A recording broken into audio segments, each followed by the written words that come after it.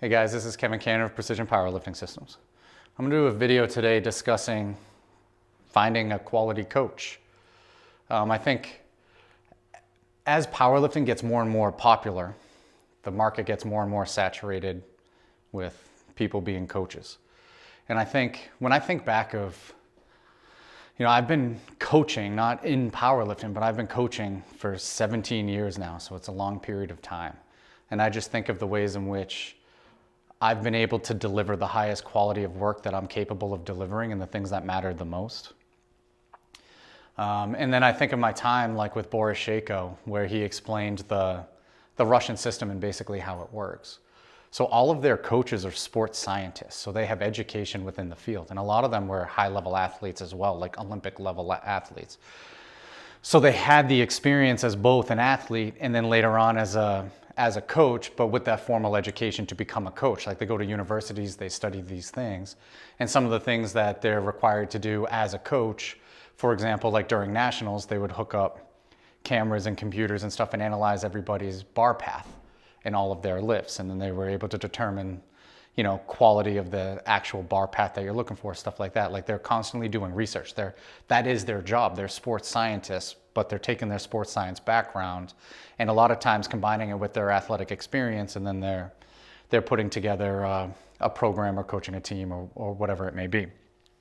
So there's a very, very formal process. And all of the coaches in Russia, they start with the real little kids first. So the Russian system, they have these schools. And let's say one of the subjects in this school could be powerlifting. So they start at a very young age. So everybody between 6 and 8 actually does gymnastics. And then after the gymnastics, they might get into one of these programs where in the beginning, it's a ton of GPP work. And they're using PVC pipes to maybe learn the technique, but probably not for a couple of years. They're just basically moving around, building strength in a wide variety of angles and stuff. So then over time, as they go through these schools, the training becomes more and more specific. So when you look at American coaches and they try to mimic like a Russian system, the problem is what you see is what, let's say like with a Shako program, what you're seeing is what the national team was doing. So when you see a lot of these programs, and Shako used a lot of variation, but the stance width, the grip width, there were a lot of things that stayed constant. Now you got to remember, and then there are programs that come out that there's not a lot of variation. It's a lot of the competition lifts. And it's like, oh, well, this was successful. This is what the Russian program looks like. But you're dealing with national team members who have been lifting for 10 to 15 years. So they did all this GPP and all this preparatory work over the course of their lifetime up to that point to then be able to have a much more specific program. So when they start early, it's a ton of GPP. And as they go through the system and they get older and older within the system, it gets more and more specific as time goes on. But then what we do is we take that finished product, that end product of very little variation, and we see the success that it had, and then it gets kind of navigated down towards a beginner lifter. So Jess, who's sitting over here, has been lifting for 3 or 4 years or something, maybe a little bit more, like powerlifting. Like 5 years. So 5 years. At that point in time, like she probably still wouldn't be doing a ton of competition lifts. But when she first starts, right, she doesn't have, so Jess is like, what are you, 56, 54 years old? 32. So Jess is 32 years old, so she started lifting at 27. So at 27 years old. And you just hope in that case that she had a background of doing something. Right? But in a lot of cases, they don't have a strength and conditioning background coming in. So at 27 years old, they haven't done all the preparatory work that the Russians would have done going through their system. So Jess did play tennis and maybe other sports, right? So like at least she had some background doing some things, but a lot of people don't have much of a background. And a lot of people's sporting background ends somewhere around high school. So there's far less people that go on to play college sports, and then of course, above and beyond that. And even then, how much playing time you're getting and what you're doing in terms of actual preparatory work for that sport, how competitive that sport is, like a lot of these things do matter. So you get a lot of these lifters that are coming in and they have very little background, very little preparatory work ever done in their lives. And they go online and they see a coach coaching somebody who has a huge total. So if you look at somebody like Taylor Atwood played professional football. So he has a strong athletic background. So he was one of the few that not only played in college, but played beyond college. So he's going to develop certain skills and certain preparatory stuff that's going to allow him to take a program that's very specific. And his work capacity is probably much, much higher than those that are entering the sport for the average person. Somebody like Russ Orhii, I believe, played football at Texas Tech. Even if he walked on and didn't play in the field, there's a lot of preparatory work in the weight room that goes into playing football in Texas. And if that's where he's from and where he went to high school, he probably had a decent high school strength and conditioning coach. So you look at these powerlifters, some of the best in the world, and it's like, wow, if he's doing that, I should be able to do that. But you don't necessarily have the same background that they had coming into this sport. And so we very frequently want to jump on one of their programs or be hired by their coach. But what you probably need is somebody who's got a much better background in preparatory work and understanding the greater nuances of the sport itself, of high-level strength development. So with my experience and stuff, I've come up with a system, and I understand that a lot of people aren't going to stick with me long enough to actually go through the system, but it's the right way of doing things. And the ones who do stick around are the ones who it's structured towards, right? So that they can develop it over time. So I believe the video is called Strive to be Great. I talked about the pyramid of stuff that I feel is important to develop over time, right? Because, sports are going to develop certain disciplinary traits, certain work ethic, work capacity stuff, but a lot of people don't come in with those things. So we need to make sure that a lot of these traits are developed very, very early on, even before technique, because if somebody doesn't have the right mindset and training, they're going to get very discouraged that their technique's not perfect on the next rep, because in a lot of cases, technique is about developing strength in the areas that need to be developed. So if I want somebody to have the hips back a little bit more in the squat and the hold, and they're just driving their knees forward hard, a lot of that's going to come down to how long it takes the hips, low back, and hamstrings to develop and catch up to the quads.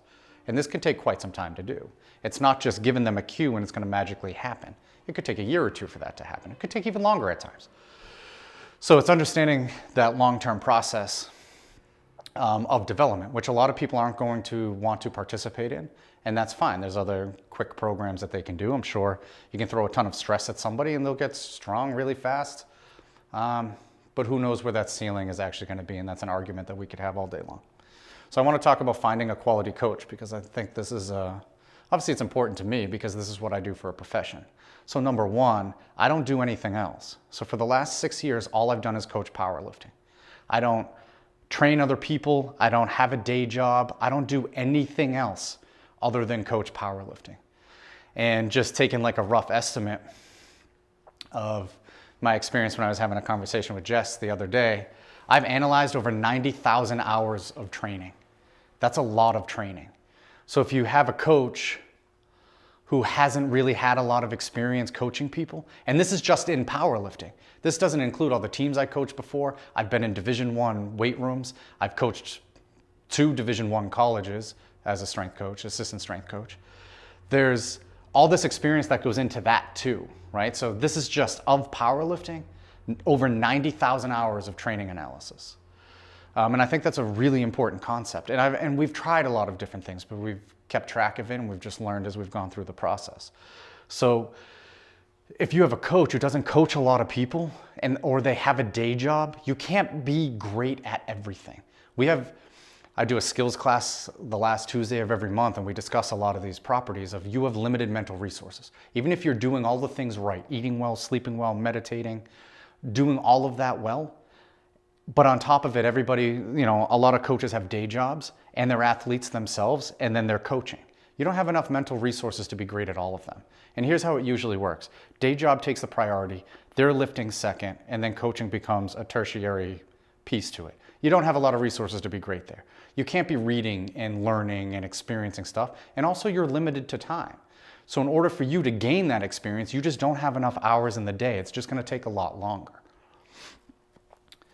And then what ends up happening is they just mimic another coach, and there's just really no wisdom attached to it. It's just this very small glimpse of knowledge into one way of doing something. And when it comes to dealing with humans are complex problems. High performance is also a complex problem. So you have 2 complex problems you're trying to solve. And you need to be flexible and adaptable and have that experience to kind of have these good instincts of where to take training. And it's a lot more complex than just adjusting volumes based off of how a lifter is filling out a questionnaire. There is a lot more to it. And I think in a lot of cases too, what you get is you get coaches who say the only technique that matters is you lifting within the rules. And what I think this is because it takes so long to develop some of those technical qualities, because you have so many, your quads just may be way stronger than your hips, your low back, and your hamstrings, that there's a certain way you like squat in close stance wearing heels, that to actually utilize the best biomechanically, the most efficient way to move that barbell that's going to set you up for the longest term success, to actually get into flats and squat a little bit wider is just a really hard, long process. And a lot of people get discouraged. And where this is a very competitive market where there's a lot of coaches, and you get worried that somebody's going to leave the second that they get a little bit upset. And this is the problem where the athlete actually pays the coach instead of an organization paying a coach and the athlete gets recruited into it, is they'll just jump ship really quick if they don't see results. So you see an American system that I think is developed by commercialism, basically. Somebody with a good Instagram account without a ton of experience, and they're just trying to get quick results so that they can keep a customer. And that's not necessarily the best way to go about doing these. When you go to a communist country and a lot of that stuff is covered, they do it almost the exact opposite way. The coaches are very high-level professionals doing this. They're doing research at the same time. And then the lifters are being developed over a longer period of time, and there's just more patience within the process, and there's just a greater understanding of how to put the pieces together.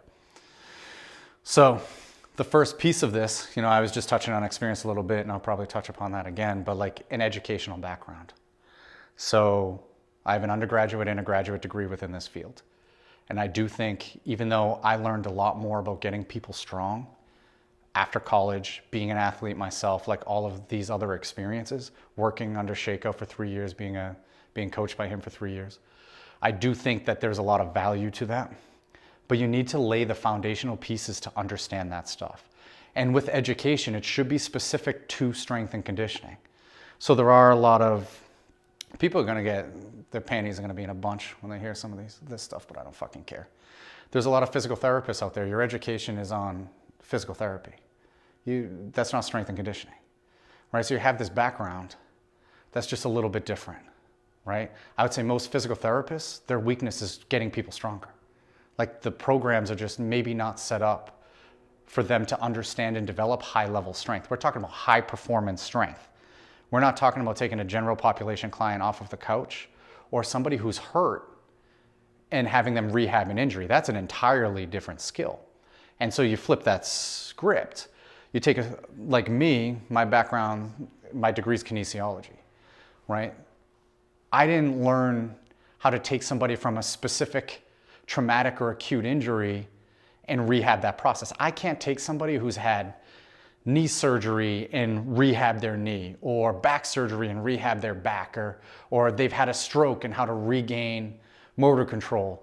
That's not where my educational background lies, and I shouldn't be dealing with that stuff. Now, I'm using drastic examples, but there are a lot of strength coaches that play physical therapist at the same time, and a lot of physical therapists that play strength coach. Understand where your educational background is and build off of it. So I do think education is really important, because it lays those foundational physiological principles, right? Methods are many, principles are few, that whole little statement that people like to quote a lot. And when you look at somebody like Louis Simmons or Boris Sheiko or any coach, they're utilizing the same principles. It's just their way, their methods of actually applying those principles are just very, very different. But the principles are the same. And you can't analyze every coach's programs if you don't have that basic background. And most people don't. Their background comes from 60-second clip of somebody saying West Side sucks because there's not enough frequency, there's not enough specificity. Logically, it makes a lot of sense, but if you don't understand principles, you're just saying words.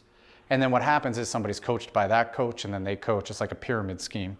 And then they start coaching people, and then this is the only way things should be done. But that's not true. There's principles involved. Like if you think of just the biomechanics of the lifts, why would I want to lift longer? Why would I want a close stance in heels to squat long term? That's the longest possible distance. That's like saying, oh, I'm better off of a deficit for deadlift, so I'm going to bring a mat with me and stand on it at a meet.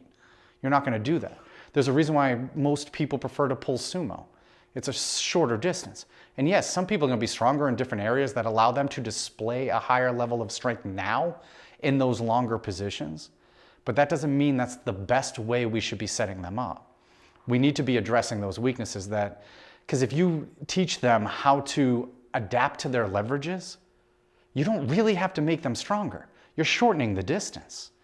You literally just have to get them a little better in those areas, and they're going to lift more weight long term. It's a simple principle. But it comes back to the commercialism, I think, of coaching, where it's, well, I need fast results, this person's stronger here, so do this. Because nobody wants to be told day one, get out of your heels and we're going to widen your stance just a little bit. Now, I don't force people, and wide, I'm talking heels slightly outside shoulder width.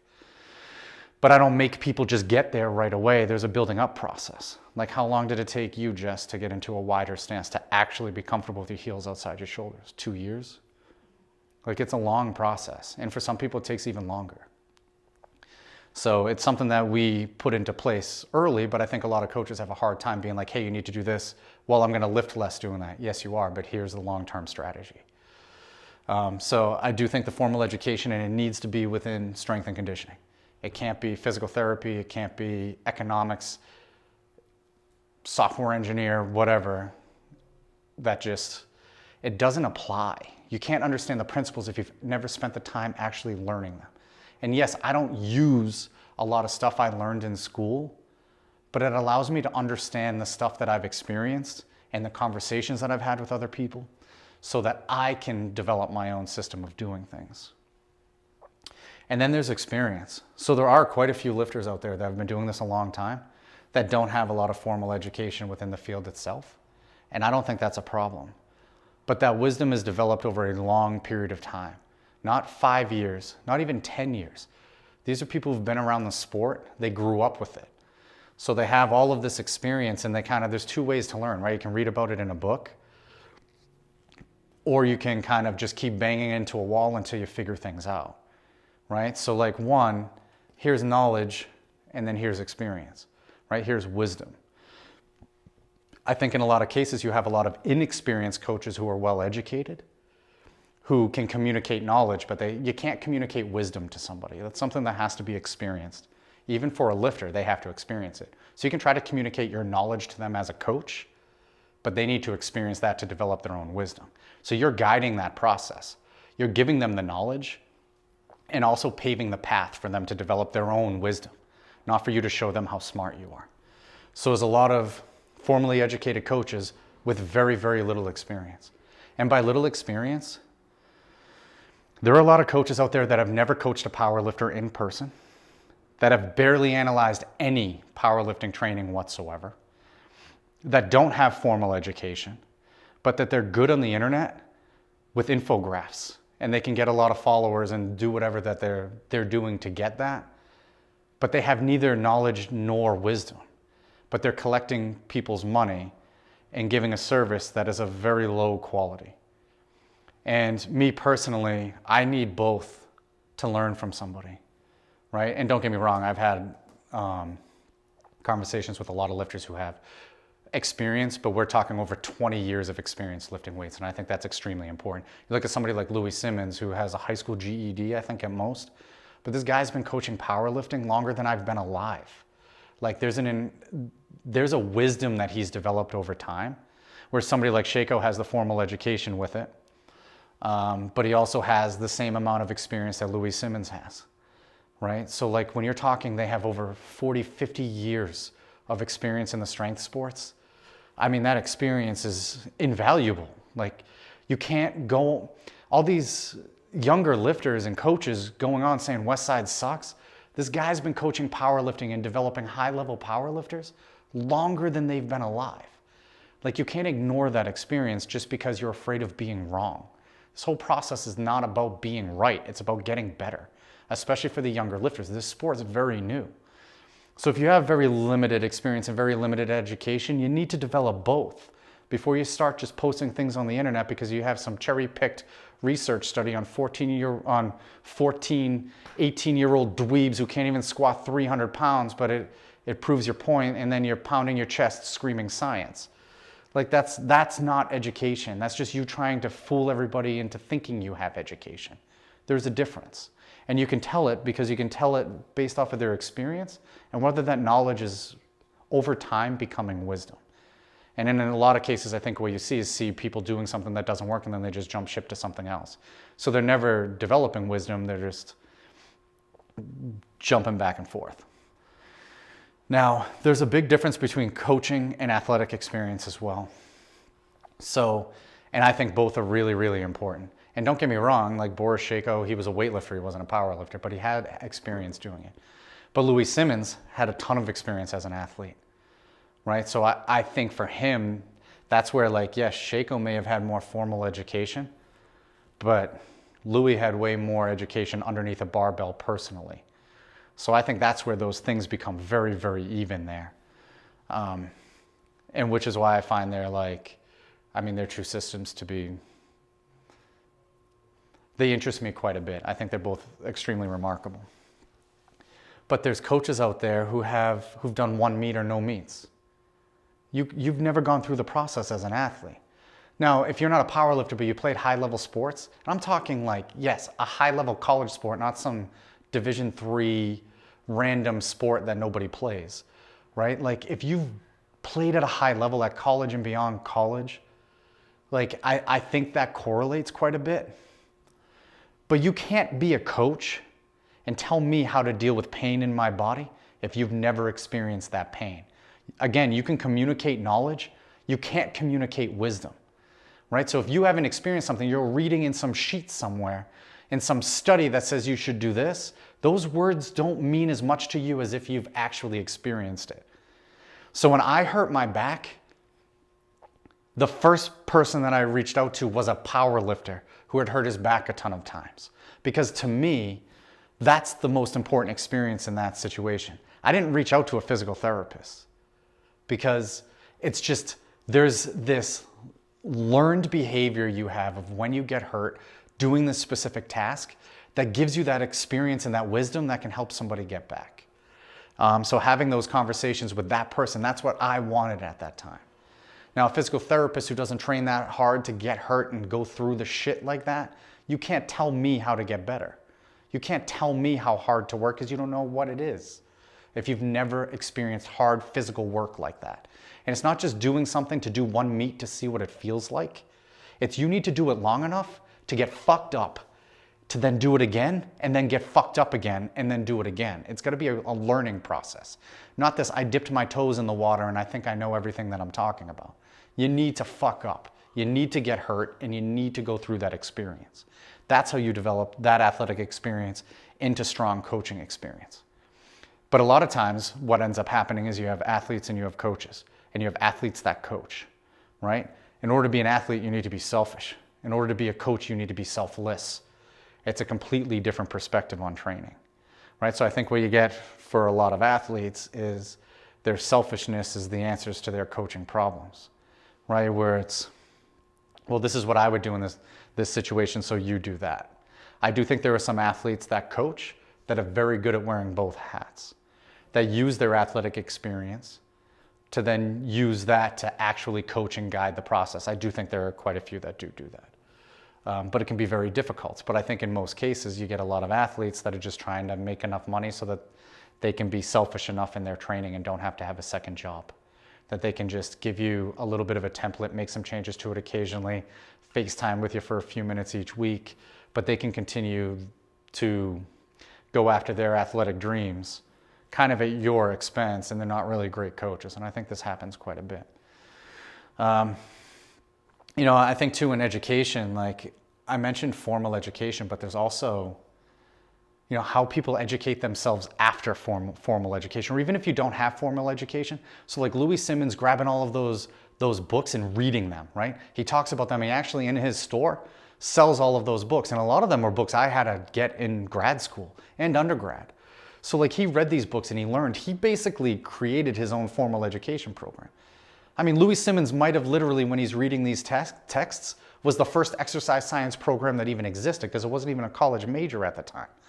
So he developed his own formal education by reading, and he actually talks about that a lot, how important it is to continue to read and learn and stuff like that. And Sheiko would say the exact same thing. So it's what you're reading and learning, right?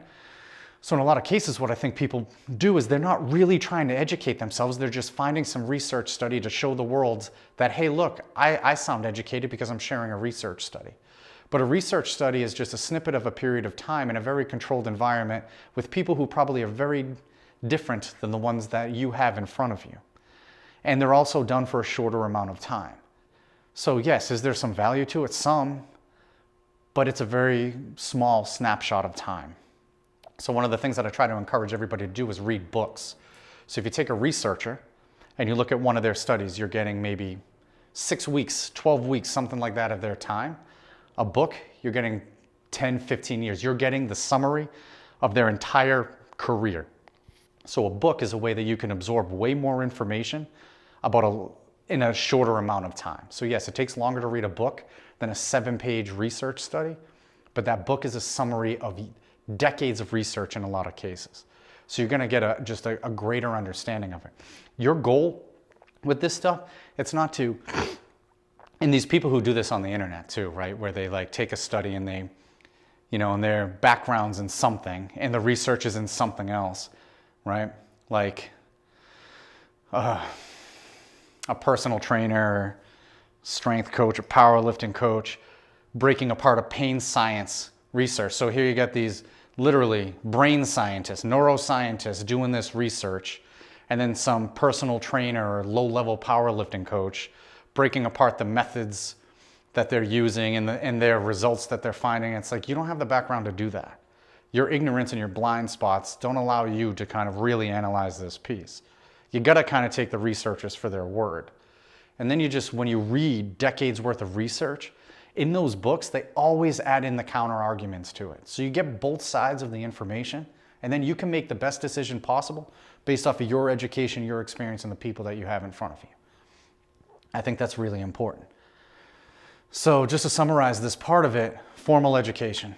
Really important, and it has to be within the field of coaching, strength and conditioning, not physical therapy, not economics, liberal arts, whatever else other people study. It should be within the field, right? Otherwise, it doesn't really matter.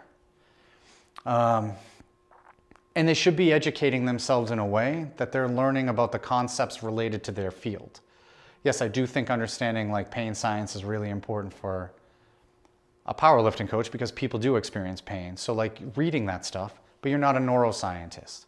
You can have your own hypotheses and stuff, but stop trying to say like one way of pain science is wrong or this research isn't great or you don't fucking know. You're not a neuroscientist. You have a weekend certification for personal training.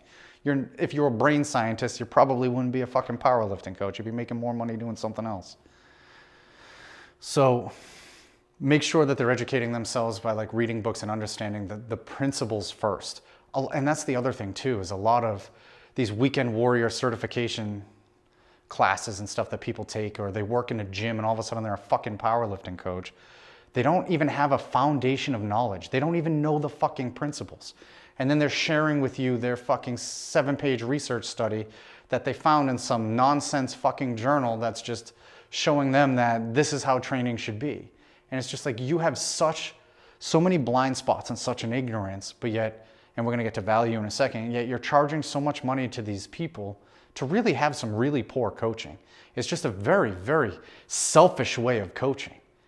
When you need to be selfish as an athlete, not a coach. But if you're just trying to show everybody how smart you are and then somebody hits a PR and you're just patting yourself on the back, it just becomes a post of, oh, look, this person hit a PR. Or you capitalize off of their successes by saying, do the same program that this person does for $19.99 a month, right? That's not right. There's an ethical dilemma I have with that. And I understand everybody wants to make money and build their product and stuff. That's fine. Who am I to argue with that part of it?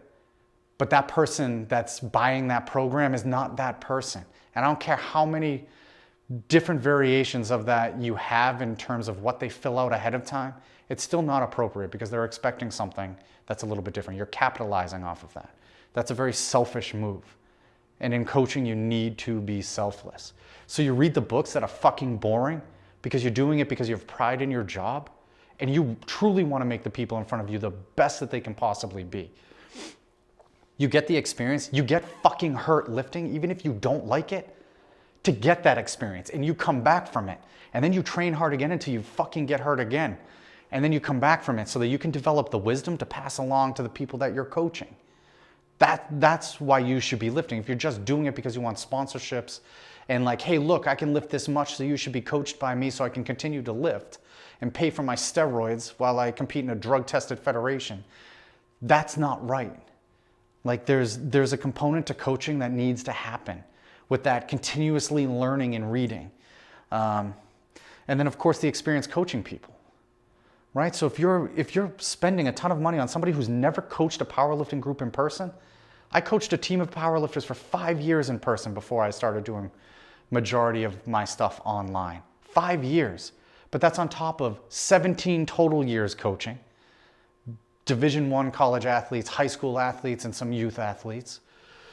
That's having a undergrad and graduate degree with a formal education, being a college athlete myself, competing in sports post-college. Like there's a lot of experience and education that I have going into this whole thing. I didn't just do a weekend personal training certification. I didn't just lift for a couple years, not coaching anybody in person, and then just start a powerlifting team because I think it'd be cool to do. I literally coached for free without even advertising it in the beginning for over a year before I even took clients on, just to develop some type of awareness. And that was all in person. So there's a lot of these pieces that drives the value.